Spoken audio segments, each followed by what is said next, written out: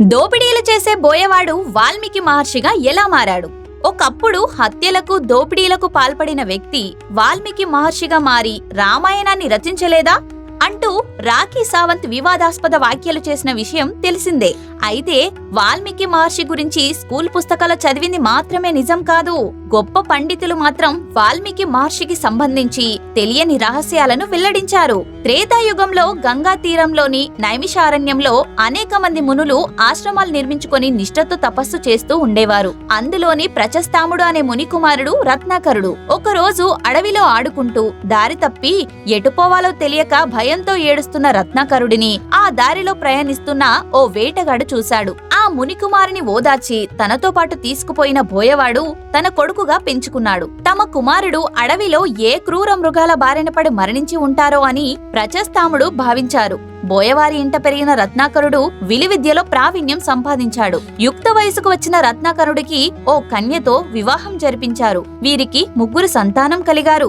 వారితో పాటు తల్లిదండ్రులను పోషించడానికి సంపాదన చాలక దారి దోపిడీలు, దొంగతనాలను వృత్తిగా చేసుకుని కొన్ని సందర్భాల్లో బాటసారులను చంపడానికి కూడా వెనుకాడేవాడు కాదు. అడవిలో బాటసారుల కోసం ఎదురు చూస్తున్న సమయాన నారద మహర్షి ఓ సాధారణ మానవ రూపంలో ఆ దారి వెంట వచ్చాడు. ఆయనను దోచుకోవడానికి రత్నాకరుడు ప్రయత్నిస్తే తన దగ్గర వీణ, రుద్రాక్షలు, కాషాయ వస్త్రాలు తప్ప ఏమీ లేవన్నా వినిపించుకోకుండా చంపుతానంటూ భయపెట్టాడు.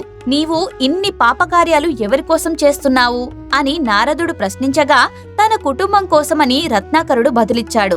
పోషణ కోసం తెలిసిన విద్య ఇది ఒక్కటే, పాపపుణ్యాలు నాకు తెలియవు అని అన్నాడు. రత్నాకరునికి జ్ఞానోదయం కలిగించడానికి నారదుడు ఓ ఉపాయం పన్నాడు. ఓ బోయవాడా, నీవు చేసే ఈ పాపాల్లో నీ కుటుంబ సభ్యులు ఎవరైనా భాగం పంచుకుంటారేమో అడిగి తెలుసుకో అని తనతో పాటు ఇంటికి వెళ్లాడు. తాను చేస్తున్న పాపాల్లో మీరు కూడా భాగస్వాములే కదా అని తల్లిదండ్రుల, భార్య బిడ్డలను ప్రశ్నిస్తే వారు అందుకు సమ్మతించలేదు. సరికదా, కుటుంబ పోషణ ఇంటి యజమాని బాధ్యత. పాపపుణ్యాలు ఒకరి నుంచి ఇంకొకరికి ఇవ్వలేం, తీసుకోలేం అని బదులిచ్చారు.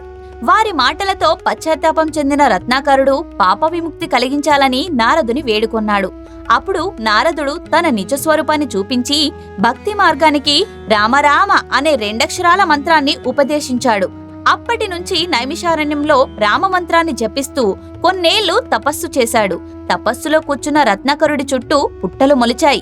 అలా కొన్నేళ్లు గడిచిన తర్వాత పుట్టలో బక్క చిక్కి బయట ప్రపంచంతో సంబంధం లేని ఆ రత్నాకరుని చెవిలో రామ రామ రామ అంటూ నారదుడు 3 సార్లు పలికాడు. ఆ తారక మంత్రాన్ని విన్నంతనే రత్నాకరుడు తపస్సు నుంచి బయటకు వచ్చాడు. రత్నాకర, నీవు గొప్ప తపశ్శాలివి అయ్యావు.